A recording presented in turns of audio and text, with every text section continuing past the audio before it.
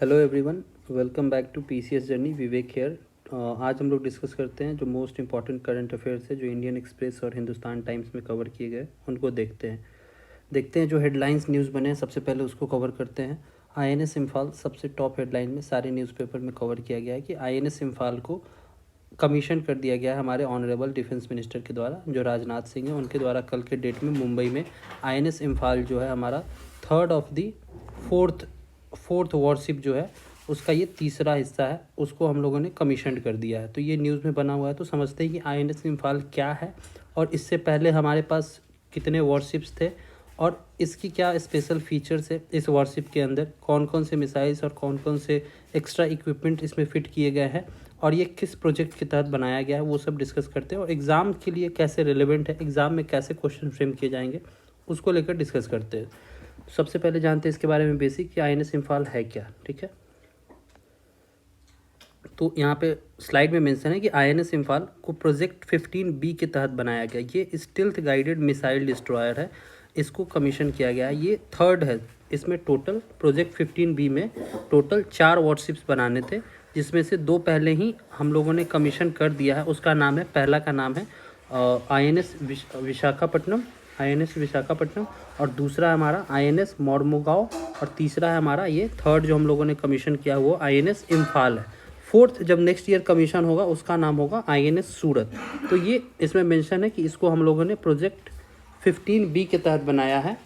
के तहत बनाया है। और इसके बारे में देखते हैं कि ये और जो पिछले हमारे जो वॉरशिप्स बनाए गए थे वो डिफरेंट प्रोजेक्ट के अंडर में बनाए गए थे। जैसे प्रोजेक्ट 15A, इसमें आईएनएस कोलकाता क्लास है, आईएनएस दिल्ली क्लास है, ये सब उसमें बनाए गए थे। ठीक है, तो ये आईएनएस इम्फाल के ऊपर है। और इसमें क्या स्पेशल फीचर है, जैसे इसमें हमारे ये ब्रह्मोस मिसाइल्स फिटेड है, आईएनएस ब्रह्मोस मिसाइल्स फिटेड है और helicopter multi role helicopters fitted है। ये इसकी स्पेशलिटी है। तो ये कहाँ पे यूज़ होगा, तो ये वॉर टाइम में यूज़ होगा। वॉर के समय में ये इसका यूज़ किया जाता है। ये जनरली बॉर्डर कंट्रीज़ पे या फिर जो ओशन में बॉर्डर्स है जैसे कि अरेबियन सी और बे ऑफ बंगाल में, यहाँ पे ये डिप्लॉय किया जाती है कि फ्यूचर में कभी कोई किसी चीज़ का कोई कंट्री से हमारा ये इशू होता है तो फिर उसमें हम लोग इसको यूज़ करते हैं। एक एक्स्ट्रा इन्फॉर्मेशन जो इसमें कभी कभी पूछ देता है डीपली जाके कि ये जो प्रोजेक्ट 15B के अंदर जो 4 वॉरशिप्स बना रहे हैं वो किस कंपनीज़ के द्वारा बनाई जा रही है। तो यहाँ पे मेंशन है Mazagon dock ship builder limited, Mumbai की ये कंपनी है। ये गवर्नमेंट ऑन्ड कंपनी है, इनके द्वारा बनाया जा रहा है। तो ये कभी कभी पीटी में फैक्ट्स पूछता है। और दूसरा ये पूछता है कि ये जो वॉरशिप्स बनाए गए हैं इसका डिज़ाइंस किसने किया है। ये जो 4 शिप्स हम लोग इसमें बना रहे हैं वॉरशिप, उसका डिज़ाइन किसने किया, तो वो नाम यहाँ पे मेंशन है, वॉरशिप्स डिज़ाइन ब्यूरो के द्वारा ये डिज़ाइन किया गया है। ठीक है, ये यहाँ हिंदू में भी कवर किया गया था कि new stealth destroyer INS Imphal joins the fleet. तो ये यहाँ पे हिंदू में भी कवर किया गया था। और यह हिंदुस्तान टाइम्स में इसके स्पेशल फीचर्स जो है वो मेंशन किया गया कि इसका स्पीड जो है 30 नॉट्स है और 7500 टन्स ये डिस्प्लेसमेंट कर सकता है वाटर का। और एक इम्पॉर्टेंट और स्पेशल फीचर इसका, इसमें जो मटेरियल यूज़ किए गए उसमें 75% इंडिजिनस कंटेंट है। मतलब हमारे यहाँ के सोर्स से, हमारे यहाँ के रॉ मटेरियल से 75% इसका हिस्सा भारत की चीज़ों से ये बनाया गया है। ठीक है, ये इसकी इम्पॉर्टेंट फीचर है। और एक ये है कि इस पर 20 क्रू मेंबर्स रहेंगे, उसमें से 20 क्रू मेंबर्स में से टोटल 360 क्रू मेंबर्स होंगे, उसमें ये 20 क्रू मेंबर्स हमारे वुमेन होंगे। ठीक है, तो ये इसके स्पेशल फीचर्स है। यहाँ पे आप देख सकते हैं इक्विपमेंट ऑन बोर्ड जो इसमें फिट किए गए हैं आईएनएस इम्फाल के अंदर में, तो यहाँ पे ये सब मेंशन है। ठीक है, और ये इंपॉर्टेंट है कि ये इसको प्रोजेक्ट 15B के तहत बनाया गया है। ठीक है, तो ये न्यूज़ हेडलाइन में बना हुआ था। और ये इमेज जो है यहाँ पे वो आईएनएस इम्फाल का इमेज है जिसको अभी हम लोग कमीशन किए। Let's discuss this second important news. ये पीएलआई के ऊपर है कि प्रोडक्शन लिंक्ड इंसेंटिव स्कीम्स, ये भी चर्चा में बना हुआ था। इसका कॉन्टेक्स्ट जानते हैं कि ये न्यूज़ अभी हाल फिलहाल में क्यों है। और अभी जो आप रिसेंट जो आप एग्ज़ाम दिए थे जैसे कि बीपीएससी का 69th पीटी, उसमें इसको लेकर स्टेटमेंट बेस्ड सवाल पूछे गए थे और 4 स्टेटमेंट भी दिए गए थे। उस सवाल को भी हम लोग डिस्कस करेंगे। पहले पढ़ते इसके बारे में कि ये स्कीम्स है क्या और ये न्यूज़ में क्यों बना हुआ है। तो ये इसका कॉन्टेक्स्ट ये है कि पीएलआई स्कीम के अंडर में गवर्नमेंट को 95,000 का इन्वेस्टमेंट प्रपोजल्स आया है, इसके वजह से ये न्यूज़ में है। और दूसरा न्यूज़ जिस पे क्या है कि गवर्नमेंट अप्रूव्ड, यहाँ पे हिंदू में कवर किया गया था, government approved 746 application till November under PLI schemes for 14 की सेक्टर्स। तो समझते हैं कि PLI स्कीम्स क्या है। सबसे पहले ये जानते हैं कि हमारा जो GDP में कंट्रीब्यूशन है, GDP में जो हमारा कंट्रीब्यूशन है, GDP में जो हमारा कंट्रीब्यूशन है प्राइमरी और सर्विस सेक्टर का मैक्सिमम है, ठीक है, मैक्सिमम है। गवर्नमेंट का ये प्लान है कि मैन्युफैक्चरिंग सेक्टर का कंट्रीब्यूशन हमारे GDP में इंक्रीज करने के लिए गवर्नमेंट ने ये प्लान लेकर आया, ये स्कीम लेकर आया। इसमें इस स्कीम का मेजर जो ऑब्जेक्टिव आपसे पूछा जाए तो इसका मेजर ऑब्जेक्टिव ही यही है कि हम अपने डोमेस्टिक प्रोडक्शन को कैसे इंक्रीज करें और हम अपने इंपोर्ट को कैसे सब्सटीट्यूट करें by exporting more things by developing it in our own lands, ठीक है। ये इसका ऑब्जेक्टिव है मैन्युफैक्चरिंग को बूस्ट करने के लिए। यहाँ पे मेंशन भी है मेक इन इंडिया पुश, ये मेक इन इंडिया को पुश करता है, यहाँ पे मेंशन भी, ठीक है। और क्या मेंशन है, what's the scheme, it will offer gear makers annual cash incentive, ये इतना इंसेंटिव देने की बात कर रहा है, वो इंपॉर्टेंट नहीं है। और इसका ऑब्जेक्टिव क्या देखते हैं यहाँ पे, to make India and electronic production hub, create jobs and cut imports specially from China. वही बात जो मैंने अभी ऑब्जेक्टिव के अंदर आपको बताया कि मैन्युफैक्चरिंग को बूस्ट करना है और इंपोर्ट को कम करना है। जो हमारा लार्ज डिपेंडेंस है चाइना के ऊपर इंपोर्ट के लिए, उसको हम लोगों को कम करना है by exporting more and more things by producing it in our own lands, ठीक है।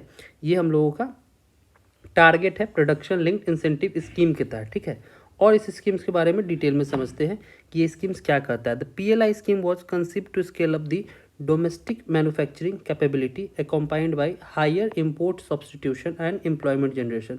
जब हम अपने यहाँ खुद चीज़ों को डेवलप करेंगे तो वो एम्प्लॉयमेंट जनरेशन तो करेगा ही, तो ये अलग से हमारे इकोनॉमी के लिए बूस्टअप होगा, हमारे इकोनॉमी को ग्रोथ करेगा, ठीक है।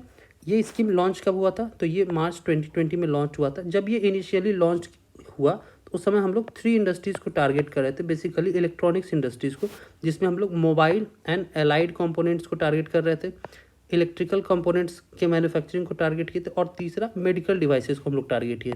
इनिशियली अगर बोला जाए ऑप्शन में कि इनिशियली इसमें कितने इंडस्ट्रीज़ को हम लोग टारगेट कर रहे थे, बेसिकली इन 3 चीज़ों को हम लोग यहाँ प्रोड्यूस करने की बातें कर रहे थे, ठीक है।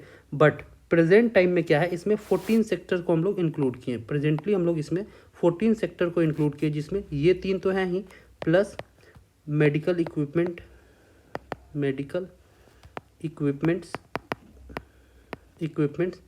प्लस में इसमें और क्या आ जाएगा, स्टील प्लस इसमें और भी है, एंड इसमें और भी इस सेक्टर में और भी चीज़ों को इंक्लूड किए, उनके प्रोडक्शन को हम लोग को इंक्रीज करना है, ठीक है। तो ये इसका हमारा टारगेट है, ये हमारा ऑब्जेक्टिव है। और इसका क्या है, in PLI scheme domestic and foreign companies receive financial rewards for manufacturing in India based on a percentage of their revenue over up to 5 years. ये इस पॉइंट से ये पता चल रहा है कि मैन्युफैक्चरिंग हम लोगों को इंडियन लैंड पे ही करना है। तो इसका मतलब ये नहीं कि केवल इंडियन कंपनीज़ यहाँ पे मैन्युफैक्चर कर सकती है।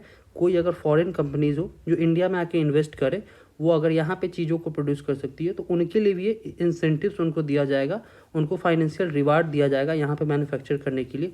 तो मन में सवाल ये भी आ सकता है कि इससे हमको क्या फ़ायदा होगा। हमको यही फ़ायदा होगा, भारत की इकोनॉमी को ये फ़ायदा होगा, ये यहाँ के लोगों को एम्प्लॉयमेंट प्रोवाइड करेगा, यहाँ के लोगों को एम्प्लॉयमेंट प्रोवाइड करेगा, अल्टीमेटली हमारे इकोनॉमी को ही ये बूस्टअप करेगा, ठीक है। ये न्यूज़ बना हुआ था। इसको लेकर क्या क्वेश्चन आया था वो हम यहाँ पे डायरेक्टली जो क्वेश्चन आया था वो यहाँ पे मेंशन है। क्वेश्चन आपसे पूछा गया, consider the following statement about the production linked incentive schemes. Production linked incentive schemes के ऊपर सवाल पूछा गया, इसको देखते हैं कि क्या सवाल था, ठीक है। फर्स्ट स्टेटमेंट इसमें बोल रहा है, the scheme offer production linked incentive to boost domestic manufacturing and attract large investment in mobile phone manufacturing and specified electronic component।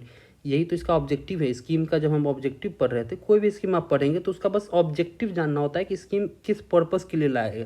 तो ये स्कीम PLI स्कीम किस पर्पस के लिए लाया गया था, डोमेस्टिक मैन्युफैक्चरिंग को बूस्ट करने के लिए, और इलेक्ट्रॉनिक सेक्टर में हम अपना क्या बनाना चाहते थे, इन्वेस्टमेंट को बनाना चाह रहे थे।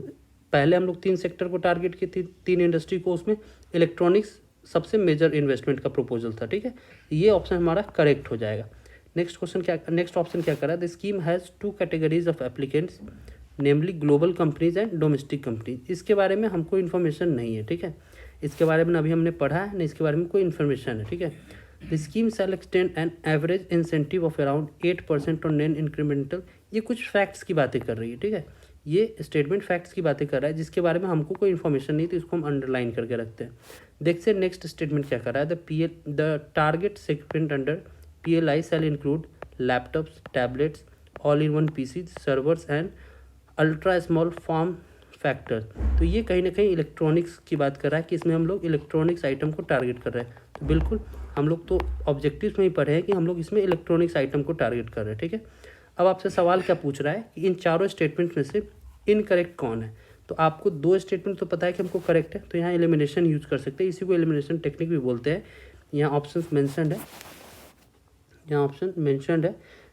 इनकरेक्ट कौन है, तो 1 और 4 तो हमारा करेक्ट है, 1 और 4 तो हमारा होगा नहीं। 4 है इसमें करेक्ट है तो ये होगा नहीं, इसमें 1 करेक्ट है तो ये नहीं होगा। तो 2 और 3 के बारे में हमारे पास इन्फॉर्मेशन नहीं है, लेकिन इससे एलिमिनेट करके ये पता कर सकते हैं कि 2 और 3 statement are the wrong statement. क्यों? क्योंकि हमको पता है कि 1 और 4 are the correct statement. Next जो न्यूज़ निकल के आ रहा हमारा वो न्यूज़ है, India likely to finalise its free trade agreement with Oman in the coming days. ये बात कही जा रही है कि इंडिया और ओमान के बीच में free trade agreement FTA agreement future में हाल ही कुछ दिनों में आपको न्यूज़ मिलने को सुनेगा कि इंडिया और ओमान एक दूसरे के साथ FTA एग्रीमेंट साइन कर चुके हैं। अभी प्रेजेंटली इन दोनों के बीच में FTA साइन नहीं हुआ है, टॉक्स आर ऑन गोइंग, बातें चल रही है, बट अभी फिलहाल में साइन नहीं हुआ है। तो समझते हैं कि FTA क्या है। ये इकोनॉमिक के पर्सपेक्टिव में समझना होता है कि 2 देश जब एक दूसरे के साथ ये करते हैं, ट्रेड करते हैं, तो ट्रेड हमारा बूस्ट हो, ट्रेड हमारा अच्छा हो, हमारे रिलेशन अच्छे बने, इसके लिए हम लोग इस तरह के एग्रीमेंट साइन करते हैं। तो बहुत सारे के एग्रीमेंट होते हैं, जैसे FTA एग्रीमेंट होता है, free trade agreement, comprehensive CEPA होता है, कॉम्प्रहेंसिव इकोनॉमिक पार्टनरशिप एग्रीमेंट, या फिर हम लोग कंट्रीज़ को और भी तरीके से ट्रीटमेंट देते हैं। तो FTA एग्रीमेंट क्या होता है, 2 और 2 देशों के बीच में होता है, where countries agree on certain obligation that affect trade in goods and services and protection for investors and intellectual property rights among other topic. इसमें बहुत सारे हम लोग लिबरलाइज करते हैं चीज़ों को कि ठीक है, हम इसको ये क्या बोलते हैं उसको, कि आपका जो फाइटोसैनिटरी और सैनिटरी का जो प्रोसीजर उसमें हम आपको लिबरल करेंगे, बहुत सी चीज़ों में हम इंपोर्ट ड्यूटीज़ को कम कर देंगे। तो ये सब हम लोग सहूलियत प्रोवाइड करते हैं ताकि हमारा जो इंपोर्ट हो वो बूस्ट हो सके और हम दोनों के बीच में जो हमारा ट्रेड हो रहा है वो बूस्टअप हो सके, ठीक है, इस चीज़ के लिए करते हैं। एक चीज़ जानने वाली बात यह है कि इंडिया का अभी प्रेजेंटली में FTA किस किस के साथ साइन है। ये फैक्ट है, आप जान सकते हैं। India has sign FTA with Sri Lanka and ASEAN countries member. Sri Lanka और एशियान कंट्रीज़ के जितने भी मेंबर हैं उनके साथ हमारा FTA साइन है प्रेजेंट में, ठीक है। इसी से जुड़ा हुआ टर्म है सेपा। सेपा कभी कोई पूछता है कि सेपा क्या है, तो ये भी kind of free trade pact जो 2 देशों के बीच में साइन होता है। इसमें भी हम लोग ट्रेड के ऊपर नेगोशिएशन करते हैं कि हम दोनों के बीच में कैसे नेगोशिएशंस होगा, हम दोनों के बीच में कैसा पार्टनरशिप होगा और ट्रेड कैसा होगा, ठीक है। नेक्स्ट फैक्ट जो इसमें इंपॉर्टेंट है, ये भी जानना होता है कि countries with which India has signed CEPA. India CEPA agreement किसके साथ साइन कर चुका है, तो ये आप जानते होंगे कि साउथ कोरिया और UAE के साथ इंडिया सेपा एग्रीमेंट साइन कर चुका है। UAE के साथ हम लोग रिसेंट में साइन किए हैं फरवरी 2022 में, फरवरी 2022 में ये हम लोग UAE के साथ सेपा एग्रीमेंट साइन किए थे। और उसी वर्ष BPSC आपसे 68 PT में ये सवाल पूछ चुका है कि रिसेंटली इंडिया किस कंट्रीज़ के साथ सेपा एग्रीमेंट साइन किया है। 68 में भी पूछा और BPSC के अन्य एग्जाम में भी पूछा हुआ है कि किस डेट को हम लोग ये एग्रीमेंट साइन किए थे, ठीक है। तो ये इंपॉर्टेंट है, ये उसी को लेकर ये क्वेश्चन है, with which countries did India sign CEPA comprehensive economic partnership agreement in February 2022। इसमें ऑप्शन है Australia, UK, UAE and Oman. तो ये देख सकते हैं ऑस्ट्रेलिया के साथ हमारा सेपा, इससे ऑप्शन से भी समझ सकते हैं ऑस्ट्रेलिया के साथ हम सेपा साइन करने की बात कर रहे हैं, ठीक है। UK के साथ भी हम सेपा साइन करने की अभी टॉक्स आर गोइंग ऑन, इन दोनों के साथ अभी बातें चल रही कि इनके साथ हम इस साल के एंड तो नहीं कर पाए, बट नेक्स्ट ईयर के मिड टर्म तक हम लोग इन दोनों के साथ साइन कर लेंगे। ओमान के साथ हम FTA साइन करने की बात करें और UAE के साथ लास्ट ईयर फरवरी में हम लोगों ने सेपा साइन किया था, ठीक है। तो ये न्यूज़ था, उस पर बेस ये क्वेश्चन था, इसका UAE आंसर हो जाएगा। और BPSC has asked this question in recent year, पिछले वर्ष ये क्वेश्चन आपसे BPSC पूछ चुका है, ठीक है। नेक्स्ट न्यूज़ के ऊपर चलते हैं। हमारे अभी जो फॉरेन मिनिस्टर्स है एस जयशंकर सर, वो अभी रशिया के टूर पे है, रशिया के 5 डेज टूर पे, ठीक है, रशिया के टूर पे है। पीएम मोदी को अटेंड करना था but PM Modi has skip the tour, skip the schedule visit on to Russia. उनके जगह पे हमारे external affair minister S Jaishankar sir गए हैं, तो वहाँ गए हैं, तो वहाँ रशिया के साथ उन्होंने एक पैक्ट साइन किया, उसमें कुंडुकुलम न्यूक्लियर पावर प्लांट के ऊपर एक पैक्ट साइन हुआ है कि कुंडुकुलम न्यूक्लियर पावर प्लांट में कुछ और भी यूनिट सेटअप करने हैं, वो रशिया की मदद से हम लोग करेंगे इंडिया में। तो ये प्रोजेक्ट चर्चा में है कि कुंडुकुलम न्यूक्लियर पावर प्लांट कहाँ लोकेटेड है, तो ये तमिलनाडु में लोकेटेड है, इंडिया के तमिलनाडु में लोकेटेड है। तो आपसे सवाल पूछ सकता है इन विच प्लेस और in the which state of India Kudankulam nuclear power plant is located, तो आप तमिलनाडु को टिक कर सकते हैं, ठीक है। ये न्यूज़ बना होता है। External affair minister S Jaishankar hold comprehensive and productive meeting with deputy prime minister Denis Manturov on the bilateral economic corporation. Russia के ये डिप्टी प्राइम मिनिस्टर, इनसे उनका टॉक्स चल रहा, अभी वो प्रेजेंटली वहीं पे रशिया में ही है, तो ये उनका ऑफिशियल विजिट था, ठीक है। तो ये हमारा कुछ इंपॉर्टेंट न्यूज़ था जो हमारे एग्ज़ाम के लिए इंपॉर्टेंट है। हमारे बीपीएससी में स्पेसिफिकली हमारे बीपीएससी में ये आपसे सवाल इसी तरह को लेकर पूछेगा, और आप उस पर ईजिली जो भी बैकग्राउंड डेटा है उसके बारे में मैंने बताया, इससे अगर जो भी प्रश्न आएगा उसको आप इजीली सॉल्व कर लेंगे, फिर आपको कोई भी परेशानी नहीं होगी, ठीक है। फिर मिलते हैं नेक्स्ट करंट अफेयर के सीरीज़ में, उसमें देखेंगे कि हाल फिलहाल में जो भी चर्चाएं में जो भी चीज़ें रहेगी उसको लेकर हम डिस्कशन करेंगे, ठीक है। Thank you so much.